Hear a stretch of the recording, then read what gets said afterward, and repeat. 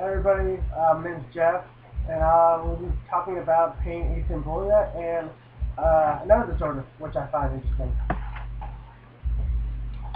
Sorry if you can't see that, but I do have the slides posted online, so you can check out that, for closer looks at pictures and stuff like that. But let's get started. So pain asymptolia is a syndrome where the patient perceives the pain, but they don't have that agonizing reaction to the pain. They don't perceive it. So all the other sensory modalities are intact, but they don't perceive the worst part, the pain part. But yeah, but it's often caused by the damage to the insular cortex, which I have a picture of it.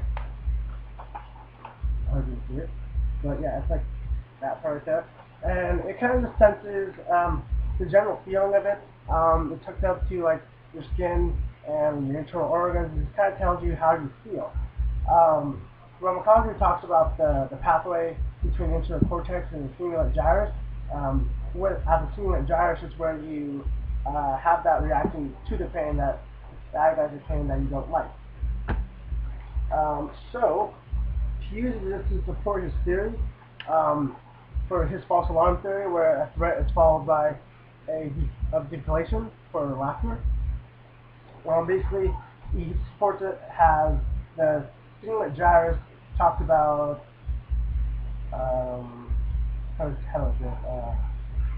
where it says it's okay. This actually isn't supposed to be painful, and then causes us to laugh. Lindsay and Miriam talked about this more, so I won't talk about that too much. But,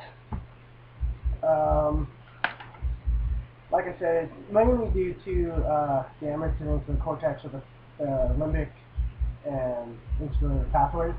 But in this paper I read, there's some congenital possibilities between these half siblings, and supposedly it's autosomal recessive disorder, but that has some issues and stuff. But what I want to talk about more is actually congenital insensitivity to pain. It has similar symptoms as pain asymptolia, without actually being able to feel the agony of the pain, but still has every sensory modality still intact.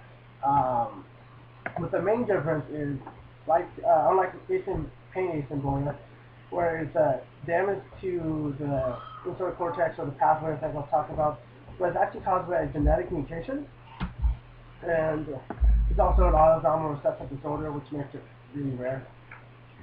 But the genetic mutation causes the abolishment of the expression of sodium channel 1.7. It's expressed by gene SCN9A, and there's 3 types of genes that express sodium channel, SC9, 1 through 9A, and with all of them, they all pretty much have some other related disorder, something malfunctions that is epilepsy or myotonia disorders or cerebellar atrophy and ataxia and some other things. But sodium channel 1.7 is mostly expressed in the peripheral nervous system, typically in the dorsal root gangulus, like we talked about in class, the afferent nerves. It is expressed in the central nervous system, but it seems to play a lesser role, a secondary receptor or supported by other neurons, and it's just not used as much as in the periphery. But it's cool because it's a sodium channel. We talked about that. So here's a cool picture. But the sodium channel is pretty important because it acts as like an intermediate channel. It doesn't actually carry the whole signal through all the way to the central nervous system. And actually, when an actual potential arrives at the terminal, sodium channel 1.3 actually opens first, and it's a relatively much lower threshold than the other neurons that carry it. But 1.3 will build up a signal and depolarize sodium channel 1.7, and that's also like 1.3 is a lower threshold, but a little bit higher. And that builds up more of a signal, and that eventually will depolarize sodium channel 1.8, which is a much higher threshold. And when that depolarizes, it pretty much sends the rest of the signal and does the rest of the job. So 1.7 is very important in relaying that message. Which I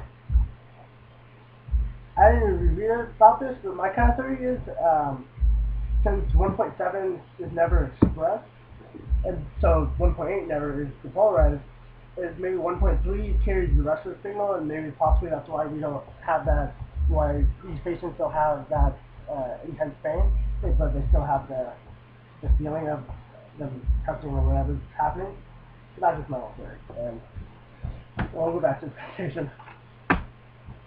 But back to the mutation, it's caused by a nonsense mutation, which is a point mutation. It happens specifically at exon 10 at position 1567, so really specific. But a point mutation is where a single nucleotide in the transcription phase of the central dogma, and basically this produces a premature stop codon, which is very bad and just pretty much halts everything to a stop, and nothing is translated or produced by the ribosomes or anything. Okay. Just a little review on the central dogma.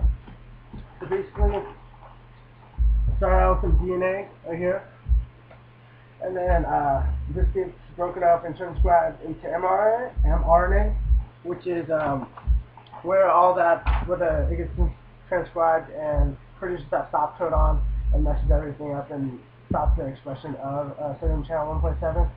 But if it's not messed up, it gets translated into tRNA, and eventually by ribosomes creates the protein, and then in this case the sodium channel 1.7. Some more point mutations.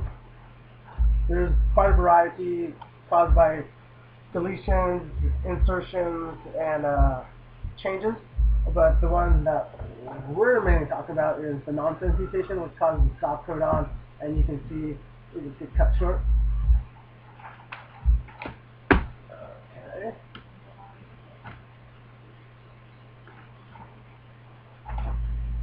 Some rarity things happen, like missense and in-frame deletions, which you can look at that last slide I just showed you. But it can also cause congenital insensitivity to pain, but it's really rare, and it hasn't really been, in what I've read, hasn't really been explained very well, but it has shown that it can happen. And also congenital insensitivity to pain can also be accompanied by anhydrosis, which is the inability to sweat, making thermal regulation very difficult. Most commonly, unfortunately, the patients don't make it past infancy due to the inability for thermal regulation, but there has been several cases where but congenital insensitivity to pain has been connected to anhydrosis.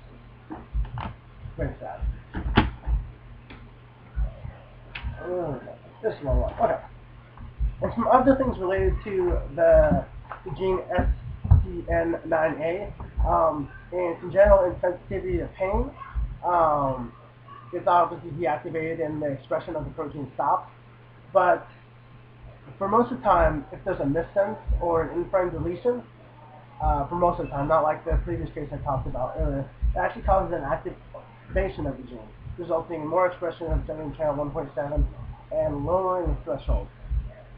And so what happens then, there's these disorders called erythromelalgia and perioxonal extreme pain disorder. Both are autosomal dominant disorders, so they're much more common than the congenital insensitivity to pain, because they're recessive disorders.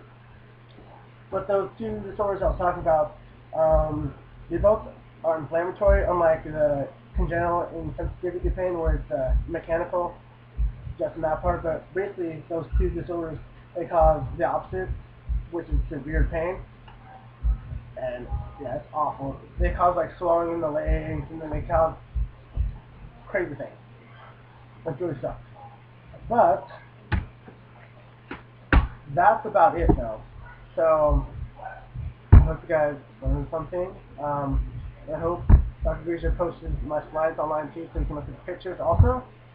And that finishes our presentation. Yay!